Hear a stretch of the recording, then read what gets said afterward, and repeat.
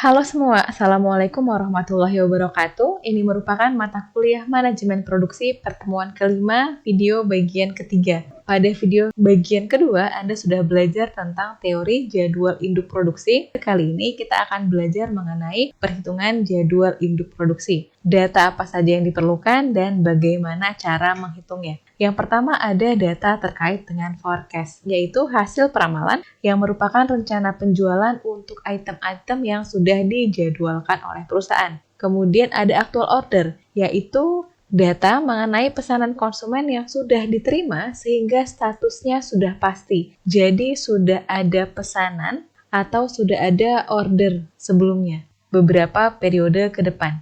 Lalu ada jadwal induk produksi atau MPS, merupakan rencana produksi yang dilakukan untuk memenuhi kebutuhan. Besarnya MPS ini akan tergantung dengan besarnya lot size atau kapasitas produksi yang dimiliki oleh perusahaan. Kemudian kita akan menghitung juga project available balance, projected ya, atau jumlah persediaan yang diproyeksikan akan tersedia pada akhir periode tersebut. Untuk perhitungan projected available balance, kita bisa bagi dua. Ada yang pada periode demand time fence sebelum garis time fence atau pada periode planning time fence atau yang berada di setelah garis demand time fence. Jadi nanti ketika Anda menghitung, nanti kita punya tabel lalu ada garis pemisah. Ada garis pemisah yang di sebelah kiri itu adalah periode demand time fence. Yang di sebelah kanannya adalah periode planning time fence. Perhitungan projected available balance-nya sedikit berbeda. Untuk yang di sebelah kiri, yang masuk dalam demand time fence, perhitungannya adalah PAB sebelumnya ditambah dengan jadwal induk produksi dikurangi dengan aktual demand. Sedangkan untuk periode yang ada di sebelah kanannya, yang berada di periode planning time fence, dia menggunakan perhitungan PAB sebelumnya ditambah dengan jadwal induk produksi dikurangi dengan nilai aktual demand atau nilai forecast demand mana yang lebih besar. Kita menggunakan nilai maksimalnya. Misalnya pada periode tersebut aktual forecast-nya ada 300, kemudian forecast-nya ada 350, maka kita akan ambil yang paling besar. Terakhir, kita akan menghitung juga available to promise, memberikan informasi tentang berapa banyak sih item atau produk yang dapat dijanjikan akan dikirimkan kepada konsumen. Sehingga nanti misalnya ada konsumen menghubungi customer service, dia mau tanya, kira-kira 3 bulan lagi kalau saya memesan barang sebanyak 300 unit, barangnya tersedia atau tidak? Dalam perhitungan ATP ada beberapa ketentuan yang harus diperhatikan. Yang pertama adalah nilai ATP hanya ada jika suatu periode itu ada proses produksi. Kalau dia ada produksi, maka akan muncul available true promise. Jadi MPS ada, ATP ada, ketika produksi tidak dilakukan, maka available true promise juga tidak tersedia.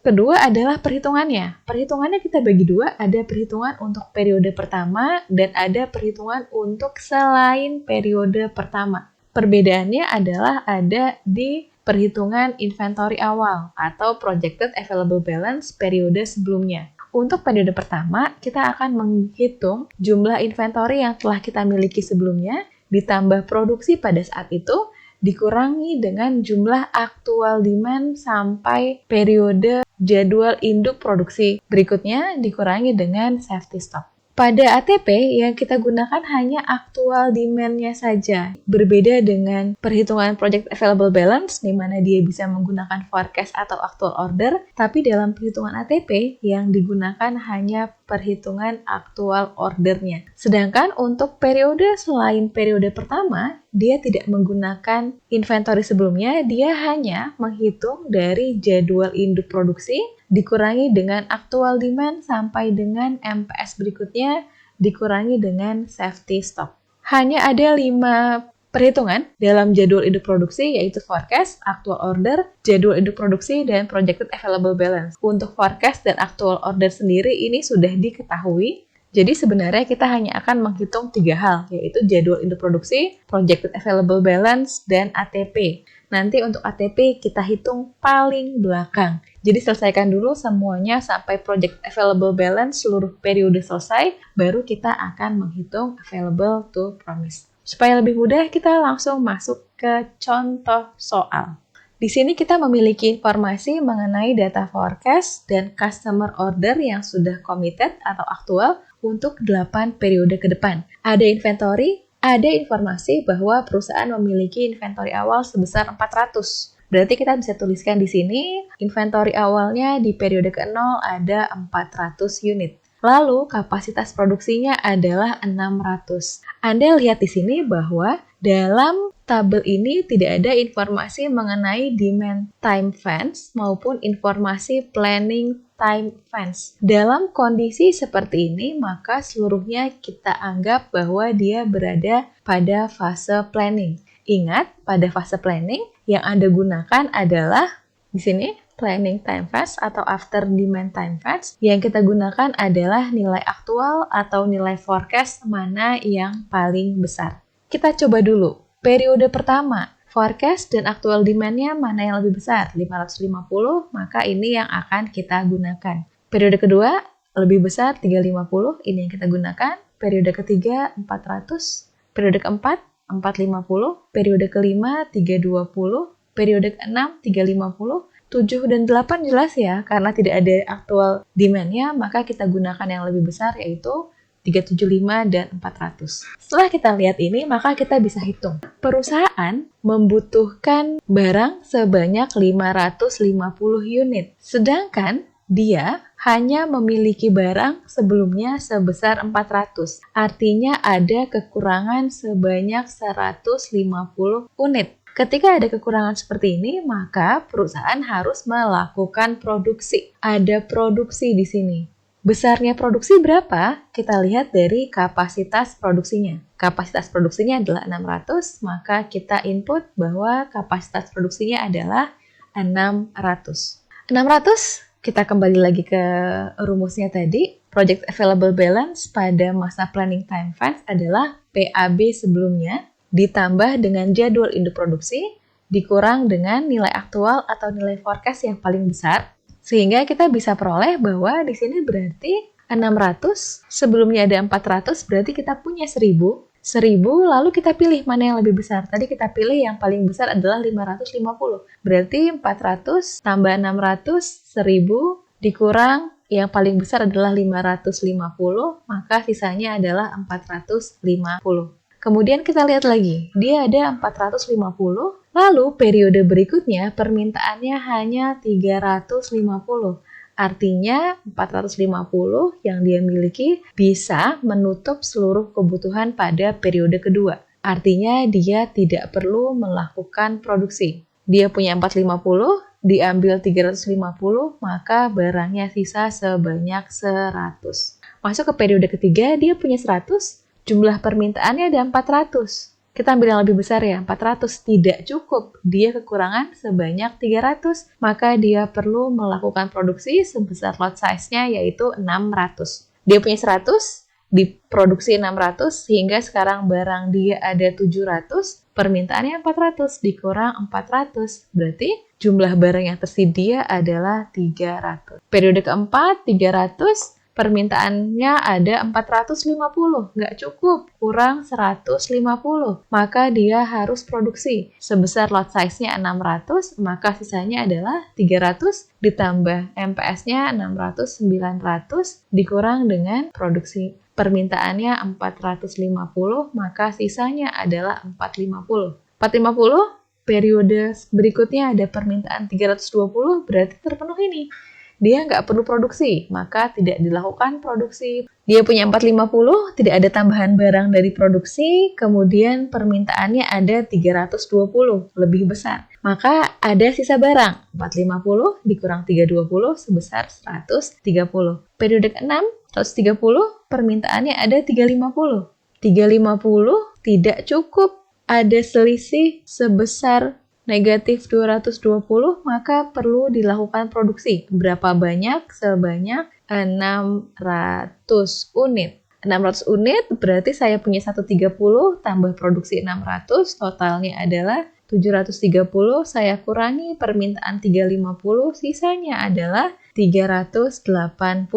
380 permintaannya 375 cukup, tidak perlu produksi, ada sisa 5. Ada sisa 5, permintaannya 400, tidak cukup, maka saya harus produksi.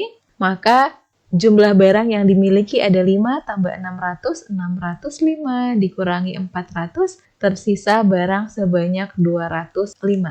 Perhitungannya seperti ini sehingga Anda mendapatkan hasil perhitungan sebagai berikut. Sekarang kita lanjut lagi untuk kasus berikutnya, yaitu untuk kasus di mana kita punya keterangan tentang demand time fence. Ada demand time fence sebesar 3 periode, lalu ada inventory on hand 400 dan ada kapasitas produksi 600, masih sama. Berarti kita punya inventory awal di sini kita masukkan saja pada periode ke-0 sebesar 400. Selain itu kita juga punya informasi terkait safety stock 100.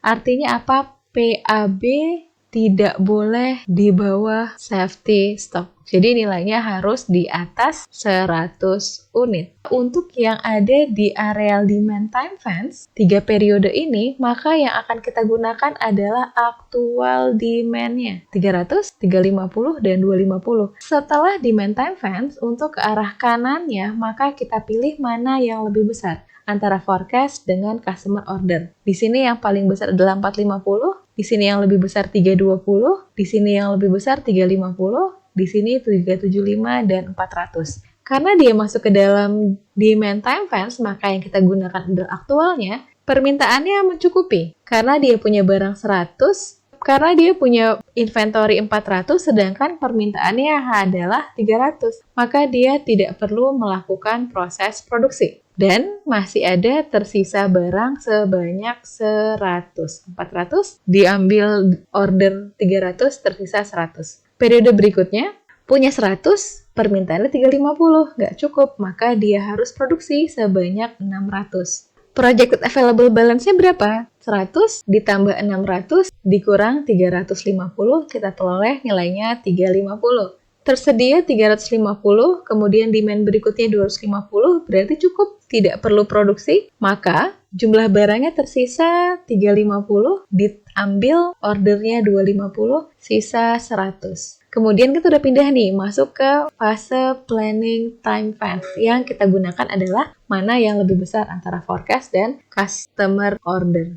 Di sini, dia hanya punya 100, sedangkan permintaannya 450 tidak cukup, maka dia harus memproduksi sebanyak 600. 100 tambah 600, 700 dikurang 450, maka ada sisa barang sebanyak 250. 250, permintaan 320 tidak cukup, maka kita perlu melakukan produksi 250, inventory sebelumnya ditambah produksi 600, totalnya 850, dikurang demand-nya 320, maka ada sisa barang sebanyak 530. 530, permintaannya 250 mencukupi, berarti tidak butuh produksi, sehingga masih ada tersisa barang sebanyak 530, dikurang 250, 180. 180, permintaannya 375 tidak cukup, maka dia harus melakukan produksi sehingga barangnya tersisa 600 tambah 180, 780 dikurang 375 sehingga kita peroleh nilainya 405. Sekarang kita masuk ke periode ke-8. Hati-hati, perhatikan kalau kita lihat di sini jumlah barang yang tersedia ada 405, sedangkan permintaannya hanya 400. Harusnya cukup. Sehingga dia tidak perlu produksi dan ada sisa barang sebanyak 5. Cuma masalahnya adalah dia tidak boleh berada di bawah 100 karena harus ada safety stock. Maka ini tidak bisa, maka kita tetap harus melakukan produksi. Kita hapus lagi. Walaupun sebenarnya cukup, namun kalau kita produksi jumlahnya di bawah 100 unit, maka tetap kita harus produksi. Berarti nanti di sini tersedianya adalah 600 tambah 405 adalah 1005, dikurang 400, nanti yang tersisa adalah 605. Seperti ini. Jadi hati-hati ketika ada safety stock, maka projected available balance-nya tidak boleh di bawah safety stock. Sehingga kita bisa memperoleh hasil perhitungan seperti ini. Anda sudah selesai menghitung sampai ke projected available balance, barulah kita menghitung available to promise. Sekarang kita coba hitung bagaimana kalau ada available to promise, yaitu jumlah yang dapat dijanjikan atau tersedia kepada konsumen yang dapat dipenuhi sebelum periode JIP berikutnya. Kita ada ketentuan di sini sama dengan contoh soal sebelumnya. Ada demand time fence sebanyak 3 periode, berarti 1, 2, 3. Lalu ada inventory awal 400. Kita bisa masukkan di sini inventory awalnya 400, kapasitasnya 600, dan safety stock 100. Berarti ini nilai projected available balance-nya harus lebih besar sama dengan 100. Kita coba ulang lagi ya. Berarti di sini kan kalau untuk masuk demand time fence, di sini planning time fence, berarti untuk demand time fence kita murni menggunakan customer order-nya saja, tapi kalau planning time fence kita pilih yang paling besar. Berarti ini 450, di sini 320, di sini 350, ini 375, dan ini 400. Lalu master production schedule belum diperlukan karena cukup sisa 100. Kemudian di sini tidak cukup, kita produksi sisa 350, cukup, tidak perlu produksi sisa 100, tidak cukup produksi maka sisa 250. Ke sini tidak cukup, maka produksi lagi 600, tersisa sebanyak 530, cukup, tidak perlu produksi, tersisa 180, tidak cukup, produksi, tersisa 405, sebenarnya cukup. Namun karena ada aturan terkait safety stock, dia harus lebih besar sama dengan 100, maka kita harus lakukan produksi, sehingga tersisa barang sebanyak 605. Ketika sudah seperti ini, baru kita bisa isi available to promise. Available to promise, kita lihat tadi aturannya adalah ATP hanya ada ketika ada MPS-nya. Berarti ketika tidak ada MPS, maka dia tidak ada ATP-nya. Yang kita perlu hitung hanya periode-periode yang ada jadwal produksinya saja.